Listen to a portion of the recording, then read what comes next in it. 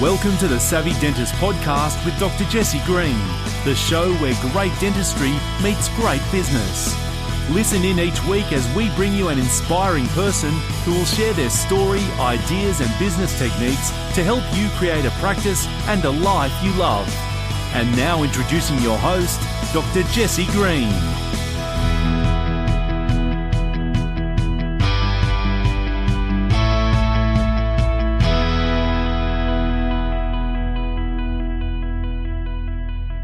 Hello everyone, it's Jesse Green here. Welcome back to SavvyDentist.com and to the Savvy Dentist Podcast. It is great to have you here for another episode of the show.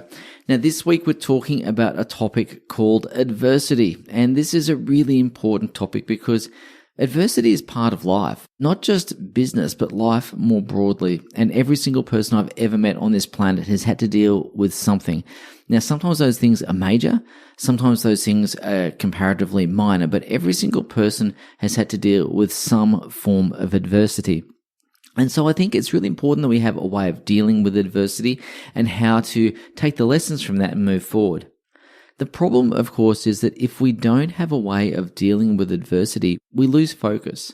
And when we lose focus, we rob ourselves of the opportunity to pursue our goals. We rob ourselves of our dreams, and whatever that adversity was actually steals our dreams. So we've got to make sure that we don't lose focus. Now, the other problem, of course, is you're related to this. And if we go through adversity and we don't have a way of dealing with it, we tend to wallow. We're stuck in the mud for ages. And it feels like even though we might be making progress, we're not making progress as quickly as we ought to. And equally, we don't learn the lessons that come from adversity because adversity is a great teacher.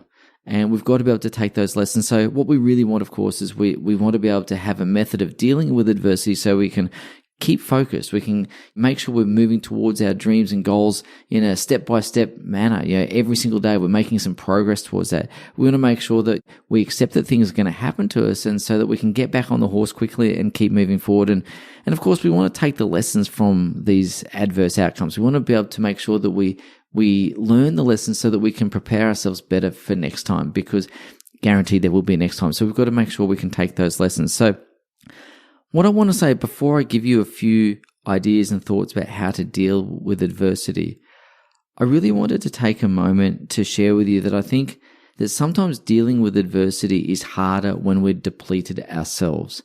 And what I mean by that is if we're working really long hours, we're giving all of our energy to other people, and we're not taking time to recharge our batteries.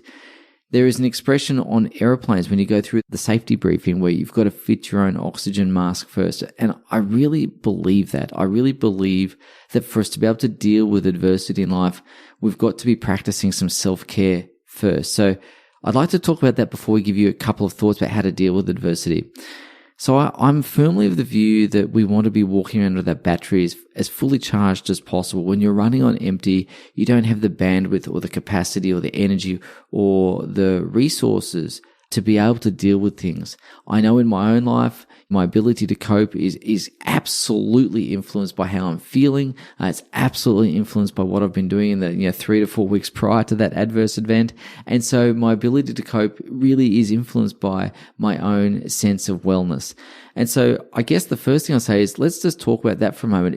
I believe it's really important to take good care of ourselves. I really believe that if we're going to be effective in our life and in our practice and work towards our goals, we've got to incorporate some healthy habits into our life.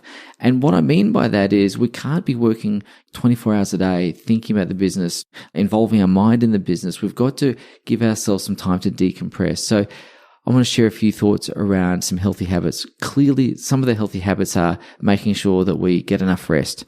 We can't keep working all of God's hours and expect to be at our best every single day because we're going to run out of energy. So clearly getting some rest. Now rest, I'm not talking about sleep routines, although that's important.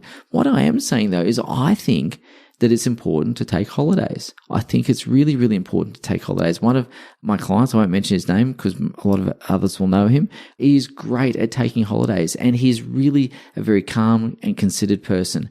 And what I do know is that there is a direct correlation between business results and the amount of holidays that people take. Now, that's going to sound funny, but in our group, in the clients that we work with, we see that relationship. So I do think having some self-care in there is important, and part of that is rest. Now, the other part of self-care, of course, goes into exercise and maintaining good habits. So again, making sure you're exercising your body as much as exercising your brain.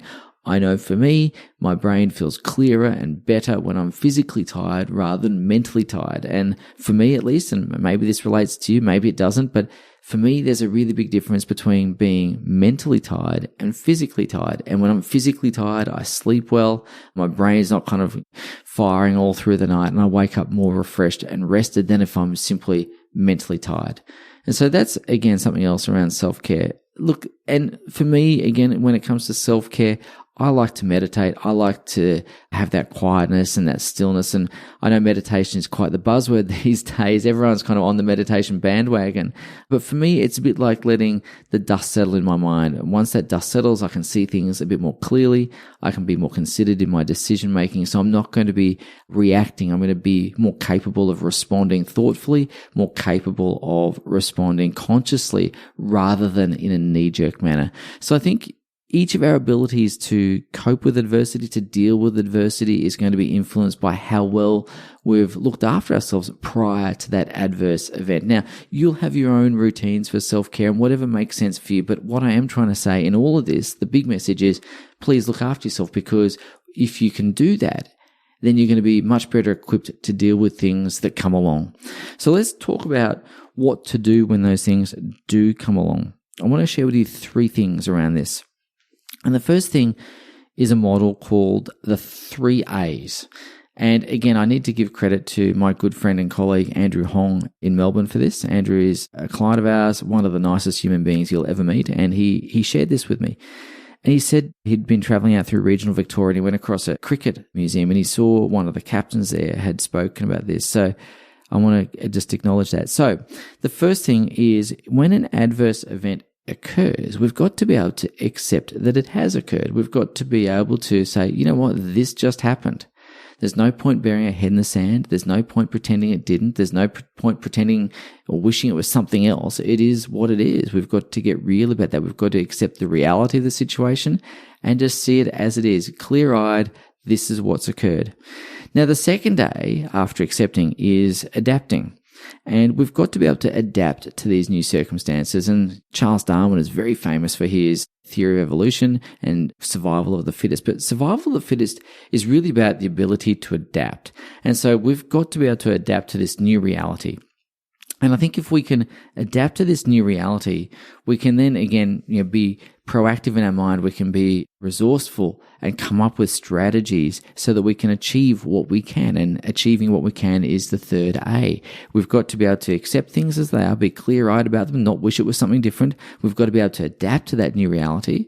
And then we've got to be able to achieve what we can. And sometimes achieving what we can, depending on what the adverse outcome is, sometimes achieving what we can is simply staying in the game. Sometimes achieving what we can is making sure we're around to see tomorrow, that from a commercial point of view. Sometimes it's just making sure we can do those basic things to progress our business or our life forward while we get other parts of our life in order. So whatever the circumstances, whether it's a personal circumstance, whether it's a business circumstance, we need to be able to put one foot in front of the other and keep moving forward. I've had lots of friends, clients, colleagues over the years go through some really major business events. I've also had friends, colleagues, and clients go through really significant personal events. And I think all of those things are united by being able to just put one step in front of the other and make a little bit of progress. Sometimes it doesn't feel like it, but again, if we can accept that situation, adapt to it, and achieve what we can, we're going to put ourselves in the best possible state, the best possible position to be able to move forward. So that's the first thing about dealing with adversity. Now, the second thing about dealing with adversity is, to me, to find a lesson in there. I know sometimes it's hard to find the lessons. Sometimes, opportunities come dressed up as problems and all of those wonderful things. And it sounds like a cliche. And sometimes it's used as a cliche. But I really, really believe that if we don't pay attention to the lessons, then we're condemned to repeat those mistakes. If we've made a mistake or if something's just happened, we've got to take the lessons from it so we can mitigate risk moving forward. One of my mentors from a very young age encouraged me to create a log of lessons learned. He encouraged me to keep a diary and a notebook around some of the things that I'd learned through some of the circumstances I'd been through. Now, I'm like you. I've had my share of ups and downs. I've had my share of hurts. I've had my share of disappointments. And as I said, part of life.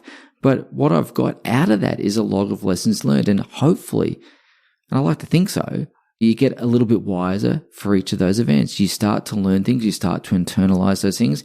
You start to reflect on, what did I do to contribute to this situation? Or what might I do differently? Or how well did I handle that? Or why did I not manage that situation as well? Or equally, what did I do so well in this circumstance that allowed me to get through it? What can I incorporate into my day-to-day life so that I can maintain this type of action? So I think there's a great log of lessons to be learned. And I think if we keep that log of lessons in a written format, we can go through that over time and keep those lessons in the front of our mind. Not just learn the lesson once and then forget about it, but to keep that log of lessons front and center of our mind. And I think the third thing I would say around this is to not make important decisions when you're in a heightened emotional state. I've got a friend of mine who's going through a relationship breakdown at the present time, and it's really sad. And I wouldn't wish it upon anyone. But my advice to my friend at the moment is to not make big decisions while they're going through this stuff. So if you're going through some stuff, what I'd try to do as best you can is to defer significant changes or significant decisions. Try and keep a few things stable so you've got something to anchor to. So I think it's really important to make considered decisions. It's really important to make thoughtful decisions, to respond rather than react. And if you're going through something minor, you can probably get through it by making decisions, and that's okay. But if you are going through something that's pretty significant, then I'd say to you, just try and defer that decision if you need to. Don't make life-altering big decisions all at once. So those are my 3 things for dealing with adversity. Understanding the 3 A's, keeping a log of lessons learned, and making considered decisions. And if that means delaying that decision for a little while, then so be it. Of course, we're better able to cope with adversity if we've taken good care of ourselves up front, so we've got some energy reserves to draw from. And as I said, really adversity is part of life. Every single one of us goes through it. No matter what people look like on social media, no matter what people talk about at barbecues, there's always something going on in someone's life somewhere that none of us have any idea about. And I guarantee that if you think that someone else's life is perfect, it's no more perfect than anyone else's. So we've all got to master the skills of dealing with adversity. And what I'm going to say to you is that how well we deal with adversity, how well we deal with failure or setbacks or knockbacks is going to be directly proportional to the ultimate level of success we achieve in our life. We've got to build resilience. I really believe that resilience and the ability to bounce back from things is a fundamental key to success, because if we don't manage that, we're going to be forever wading through the molasses of life rather than getting on top of that and moving forward. So again, building resilience, dealing with adversity, key life skills in general, but key business skills as well. So I hope you find that helpful, and I look forward to seeing you on the next episode of the Savvy Dentist podcast. Bye for now. Thank you for listening to the Savvy Dentist podcast with Dr. Jesse Green. For more free tools and resources, join the free Facebook group. Visit drjessegreen.com/Facebook. And for more episodes, visit drjessegreen.com/savvydentist.